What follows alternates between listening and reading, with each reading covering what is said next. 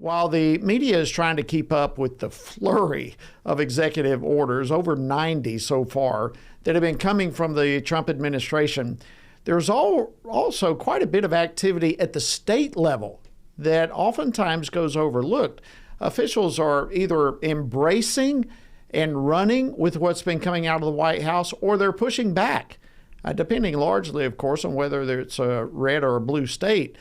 So what sort of impact are we seeing right now in the states with Trump back in the office? Well, joining me right now to discuss this is Alabama Attorney General Steve Marshall. General Marshall, welcome back to Washington Watch. It's great to have you again. Thank you. Good to be with you, Jody. Hey, you need that app right now with the fast and furious executive orders coming out of Washington. Oh, you're not kidding. I mean, it is difficult to keep on top of it all. And you have been very much involved with a number of these. Let me begin with the executive order on female sports. It has to be exceedingly gratifying to see that after you and some other attorney generals from red states worked so hard to see this come to fruition. Oh, and had the privilege of being at the White House on Wednesday when the president signed that order. You know, and Jody, you saw the visual of those precious young female athletes standing around the president, as we made abundantly clear that we understand who is a woman and who's a man. And despite the fact that we have a Supreme Court justice on the court that couldn't define that, the federal government now has a policy that's able to do it.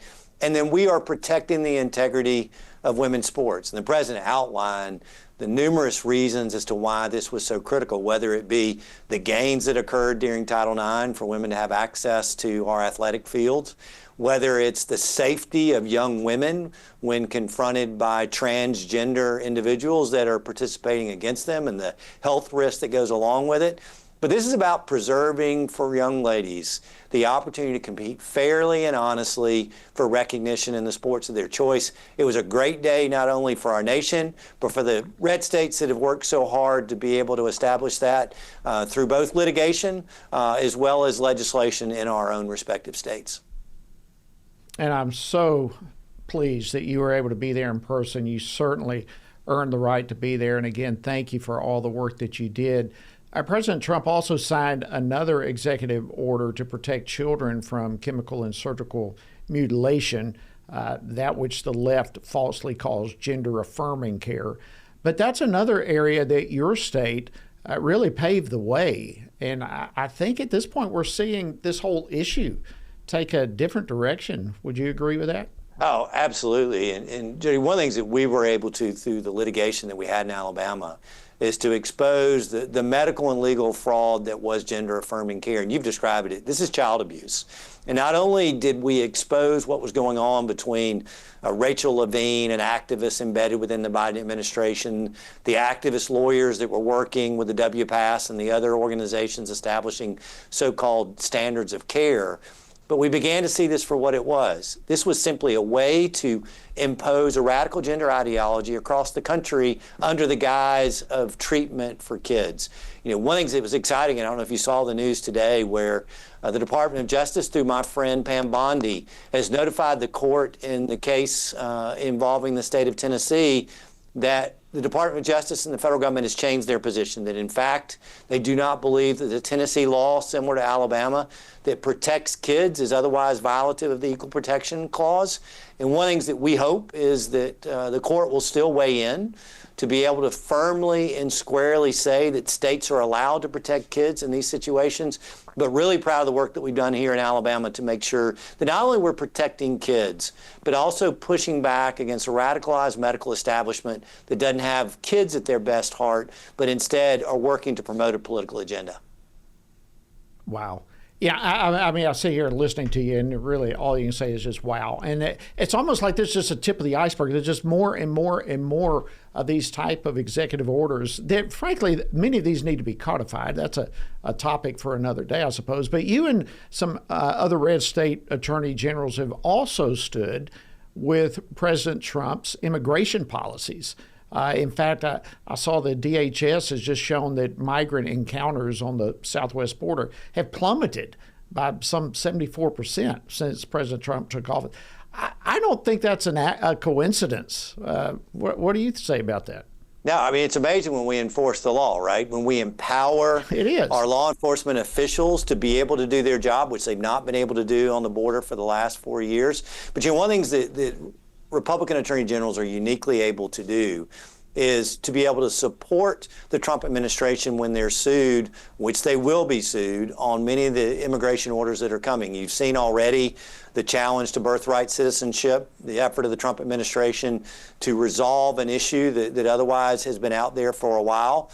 While that's being litigated, we're going to have the ability to weigh in, as we already have with briefs, to be able to support the effort of the administration here.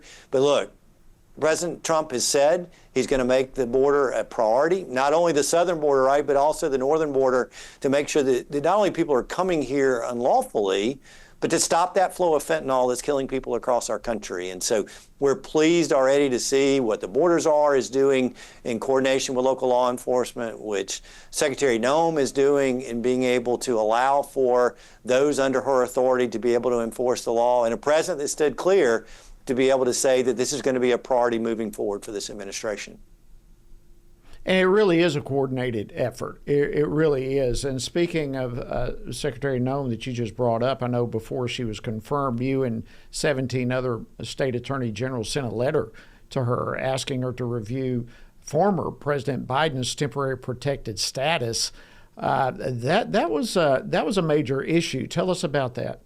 Yeah, it was a parole program that Congress had many years ago that was designed for a very limited purpose in being able to allow people, for example, that needed medical treatment in our country that couldn't get it where they live, to be able to come here, receive that treatment, and go home. Instead, it became the vehicle through the use of an app for hundreds of thousands of individuals to come into this country, not fully vetted, not going to a place in which there was a sponsor to be able to allow them to work, but instead became a vehicle to fill this country with individuals from outside of the normal immigration process to have the ability to come into the United States. We thought it was wrong. We think courts have adopted that approach as well, and we're glad to see that the Trump administration, through the stroke of a pen, has ended that process. It's just remarkable. All right, we've just got less than a couple of minutes here, Attorney General, but what else are you looking for? What are you anticipating to see from this administration, and how do you see you and other attorneys generals coming alongside them? I think you've seen recently the letter that we sent to Costco relating to their DEI policies. The Trump administration has made it abundantly clear that that's not going to be the policy of the federal government.